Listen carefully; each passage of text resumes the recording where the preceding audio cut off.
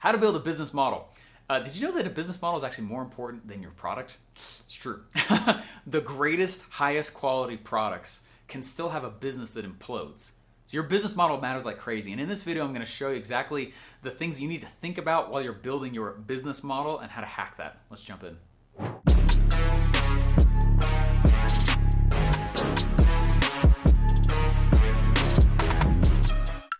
All right, when I was in college, we had to have, there's a semester, frankly, where we went and our entire semester was based on us making this 15 to 20 page business plan.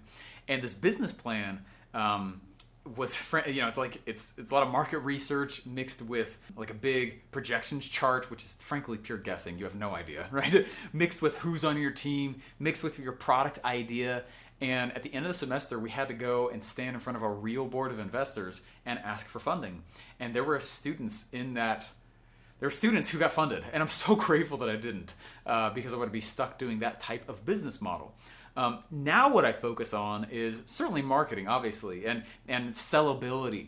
And there's a lot more focus of that versus, the product has to be amazing for sure, but you need that big sales focus. What I'm going to show you in this video is how to set up your product, your sales, and your fulfillment systems that, to me, is really what makes up the most important parts of a business model. Let's dive in. All right, business model part number 1, product positioning. Product positioning is huge. You notice that I'm actually not going to talk about product. We're going to talk about what's called product positioning. This is also commonly known in the business world as a USP, your unique selling position, this unique selling proposition.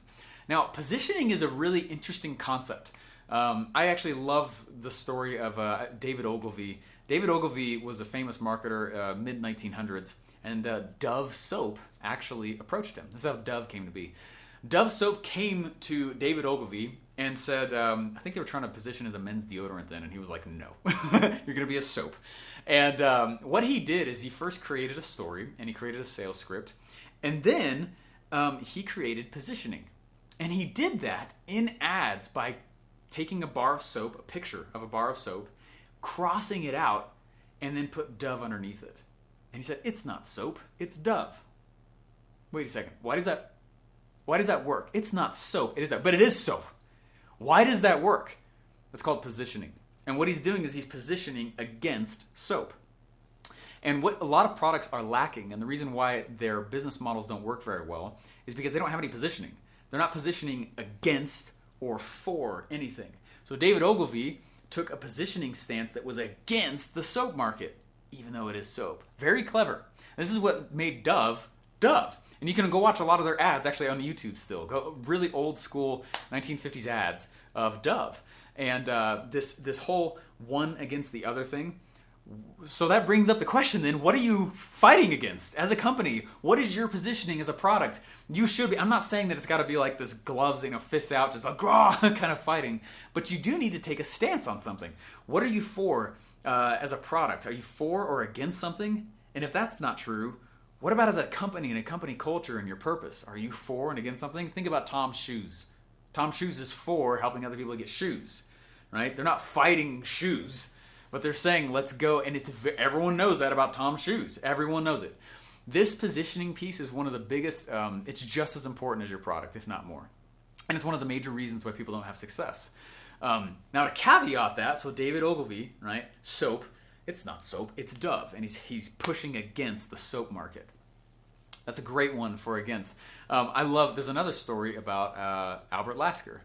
Just to caveat this, guys, because this is a hard concept for a lot of brand new marketers to see. Albert Lasker was approached by an orange company. And this orange company, or again, mid-1900s, this orange company was like, we don't know what's going on, but we have like way more orange production this year than we typically do. We are literally cutting down our own orange trees as an orange company because we have nowhere to put the oranges. That's a tough problem for a marketer to solve. So he's got to move inventory quickly. So what did he do?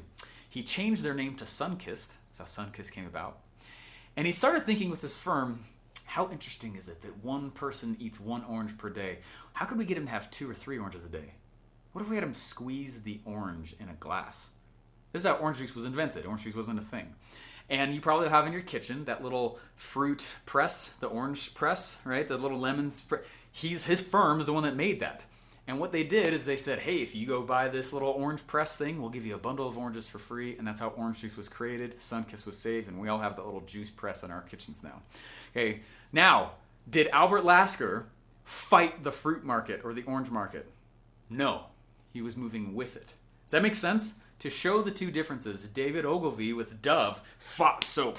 It's not soap, it's Dove. Right? Where Albert Lasker says, no, oranges are great. Here's a little fruit press. Right?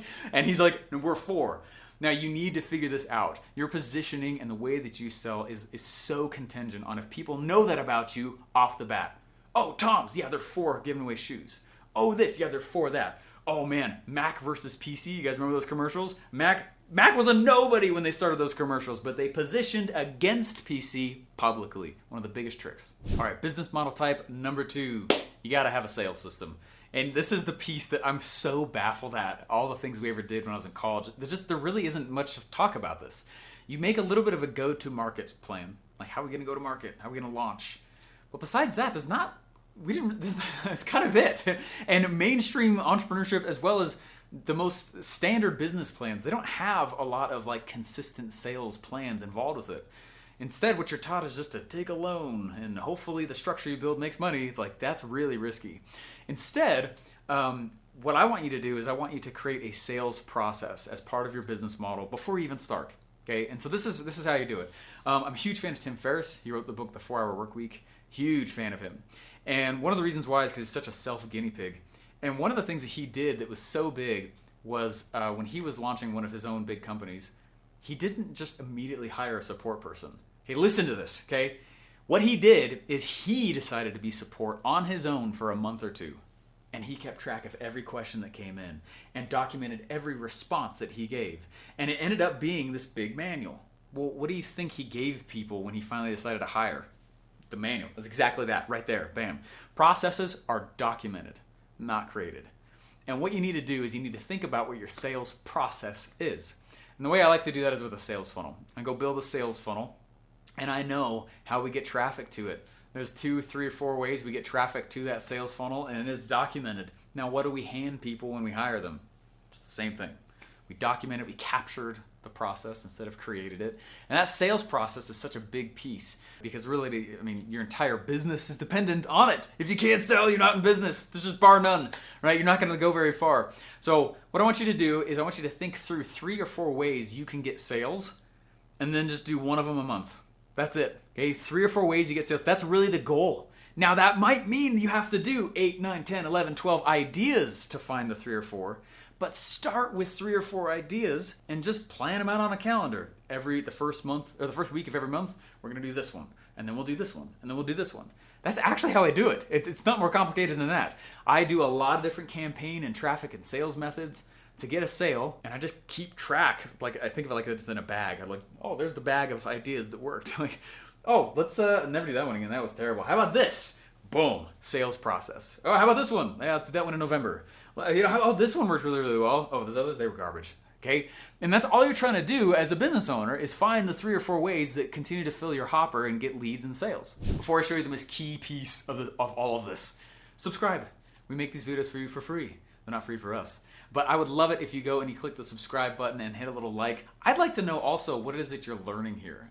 What is it that you've learned from my channel as a whole that is actually going to make you more money? In this video, what will increase your bottom line? Let me know below.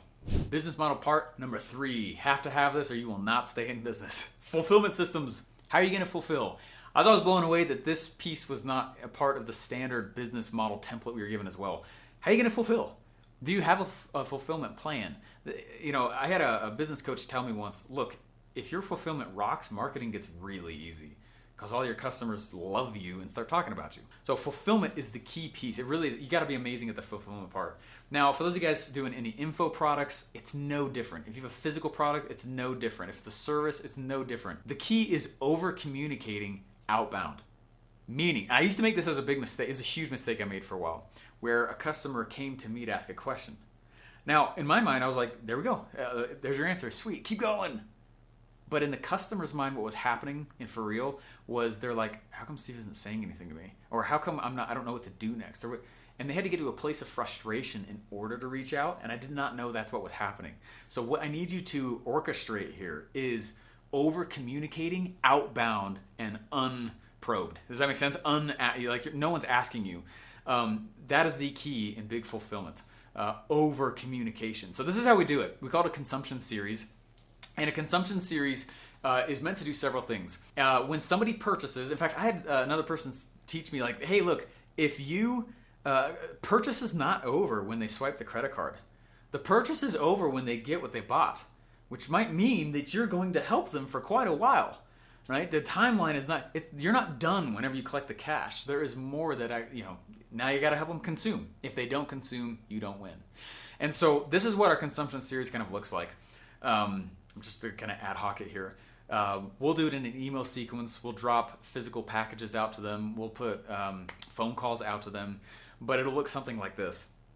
Email number 1. Hey, this is what you bought. And we'll list it out. And here's where to get it. We just want to make sure that you know exactly where to get the things that you've purchased. Next email. Hey, here are testimonials of other people who've gone through this process. We're here to root you on. We want to send you a few stories of some of the people who've gone through this to show you that what you're going through right now rocks. You can do this if it was an Amazon product, right? You can do this if it's physical, digital. Don't get caught in the trap of, oh, I'm not in that business category, right? The third thing though, this is so awesome. Create a testimonial collection process. So 3, 4, 5 days into them purchasing, I'll start sending out emails to them automatically that say, we would love to hear your feedback. If you could please click on this button, that would be awesome, because you can go to a spot and tell us exactly what you're thinking so far. And that's been huge. So we'll create a testimonial collection process. The final thing we put in our consumption series is an ascension process. Hey, you're here. You bought this a few months ago. How's it been going? We'd love to be able to have you come up to this next piece right here. Why don't you just jump on a phone with us? We'll let you know if you're ready for the next part or not. And ascending people to the next thing that's higher ticket, amazing way to make sure that your business model has a back end built in. What's up, guys? I got a free gift here for you. I know you'll love, especially if you're trying to figure out your own business model. It's what we do. I got a free thing at offerlabpro.com. The link is in the description.